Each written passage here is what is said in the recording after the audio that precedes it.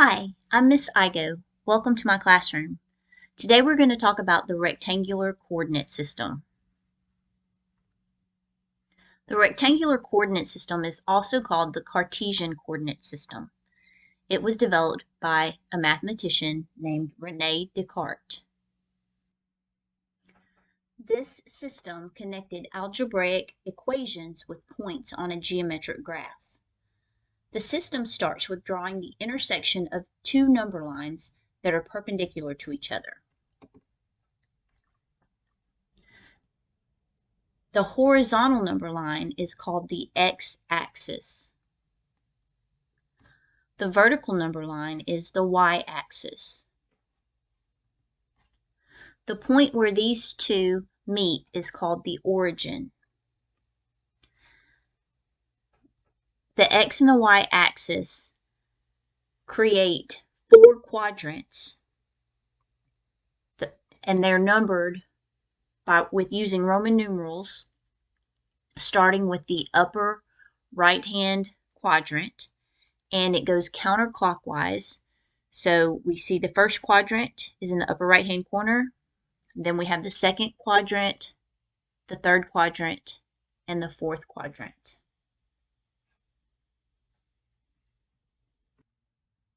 In the Cartesian coordinate system, an ordered pair means the same thing as a point, and it shows the location in the Cartesian coordinate system.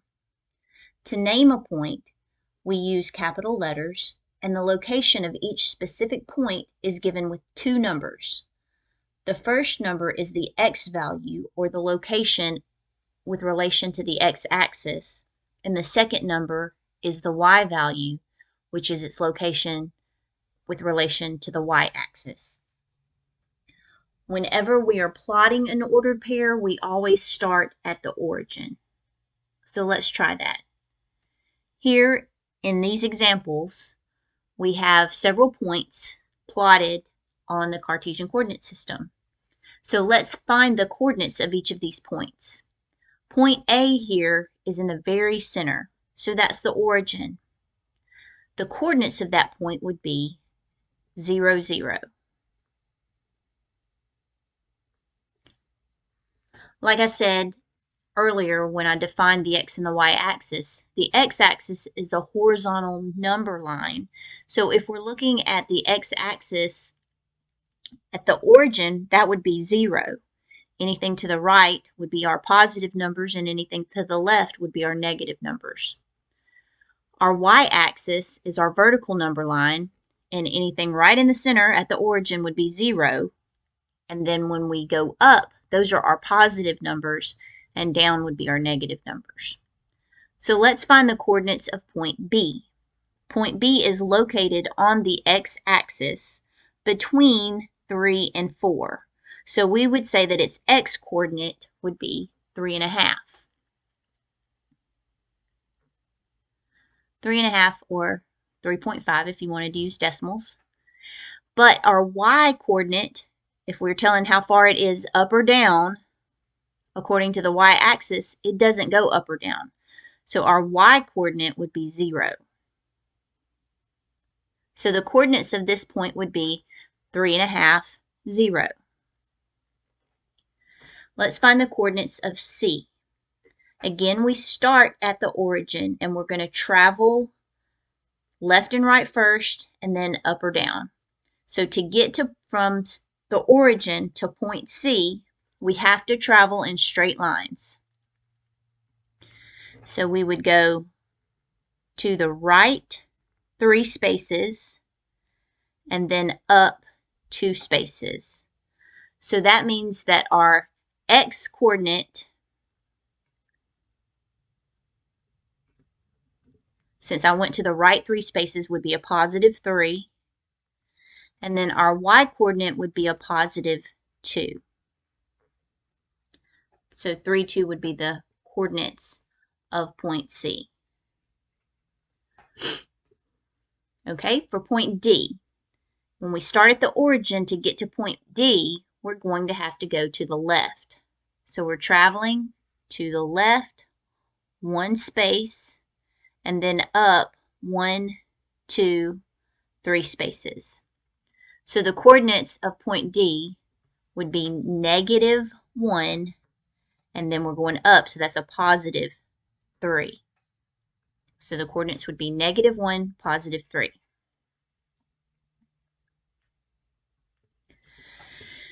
Now for E, if I start at the origin, I'm going to go left 1, 2 spaces. So that would be a -2. And then I'm going to go down 1, 2 spaces. So it would be another -2.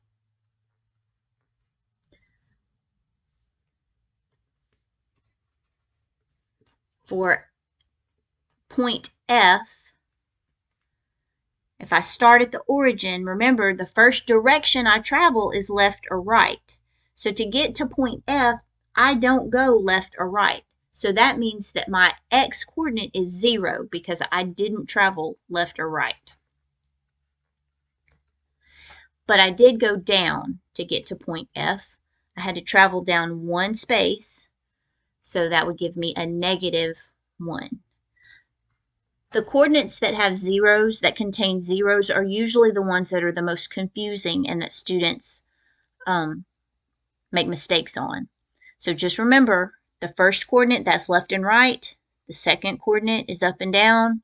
First coordinate is x, second coordinate is y. So if I don't travel left or right, that's 0 for my x coordinate. If I don't travel up or down, that's my y coordinate. So my y coordinate would be 0.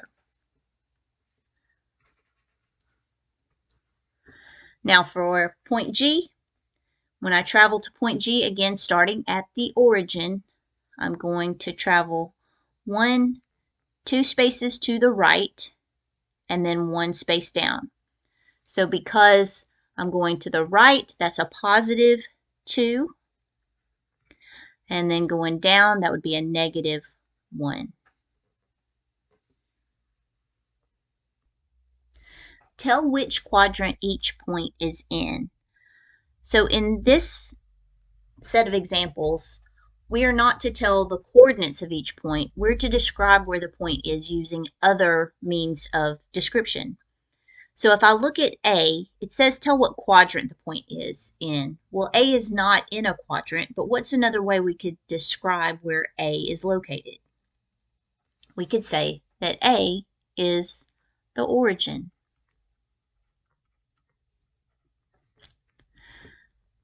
Okay, let's look at point B. Is B in a quadrant? It's not in a quadrant, but what's another way that we could describe where B is located? B is located on the x-axis. If we wanted to be more specific, we could say that it's on the positive x-axis because it's to the right of the origin. If it were on the line over here to the left, that would be the negative x-axis. For point C, C is finally in a quadrant. What quadrant would that be? That's quadrant 1. And remember, we use Roman numerals to name the quadrants. Where is point D located? Point D is located in quadrant 2. What about E? E is quadrant 3. Okay, is F in a quadrant? No, it's not. It's located on the y-axis. More specifically, the negative y-axis. And then G is located in quadrant 4.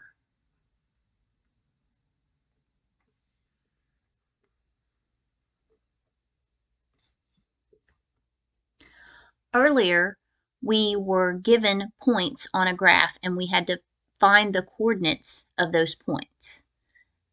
Now we're given some points and we need to plot those points on the Cartesian coordinate system. So let's start with point A. Point A's coordinates is 1, 5. So I start at the origin, and remember that x is first.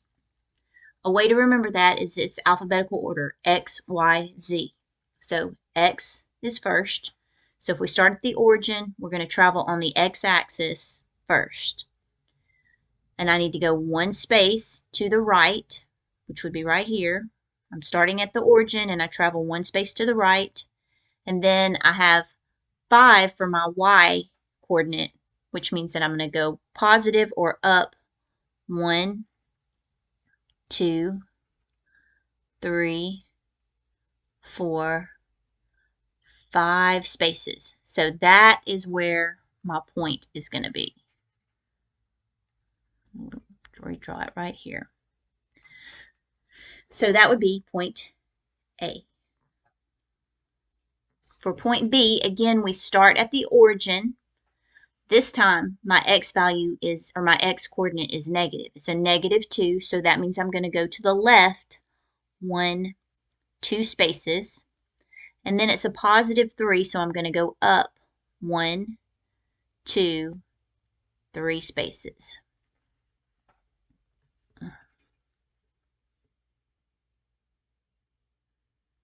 Okay, and that's point B. For point C, we have 4, -2, so we're at the origin. +4 means we're going to go to the right 1, 2, 3, 4 spaces. -2 means we're going to go down 1, 2 spaces.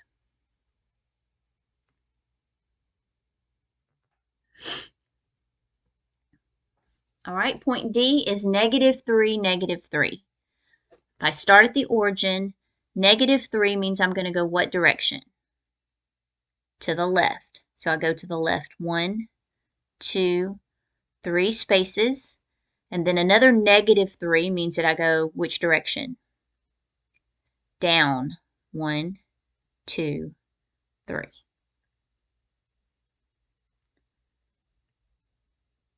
That's point D. Okay, point E is 0, 5. So like I said before, the zeros are usually the ones that trip up students. So if I have 0, 5, the 0 is my x coordinate. So that means on my x-axis, I'm not going to travel on my x-axis left or right. It's 0. My y is 5, so I'm going to go on my y-axis up to +1, 2, 3, 4, 5. So that's E. Point F is 5, 0. So this time my x is 5. When I start at the origin, I go +5 spaces on my x-axis, which means I go to the right 1, 2, 3, 4, 5 spaces. And then my y is 0, so that means I don't go up or down. I stay right there. And that's my F. G has decimals. 3.7, or we could say 3 7/10, and then -2 1/10. So if I start at the origin and I go +3 7/10, that's 1, 2, 3, and then 7/10 would be more than halfway to 4. Okay, so that's going to be right along here, but then we still have to go a -2 1/10. So from this point, we're going to travel down -1, -2, and 1/10. So that would be right about in here. And so that would be my point G. Oop. Let me put those points back. That was C. And then G is right here. And then for the last one, we have -1/3 and 7/4. Well, anytime we're graphing a number and it's an improper fraction, it's best to change it to a mixed number. Because if we think about a number line and we have to determine where 7/4 is, I think that's a lot more difficult than determining where, say, 2.5 is. So Let's change this to a mixed number, and if you don't remember how to do that, you take the numerator and divide it by the denominator. So 4 will go into 7 one whole time with 3 left over. And then we take the remainder and put it over the 4. So we have 1 3/4. I think 1 3/4 is a little easier to visualize than 7/4. So I could say that my coordinates are negative 1/3 and 1 3/4. So if I start at the origin, negative 1/3, I'm going to go to the left, not quite half. I'm going to go negative 1/3 and then a positive 1 3/4. So I go positive 1 and then not quite 2. I'm only going 3/4. So it would be about right here. And that would be point H. And that's how we plot points on the Cartesian coordinate system.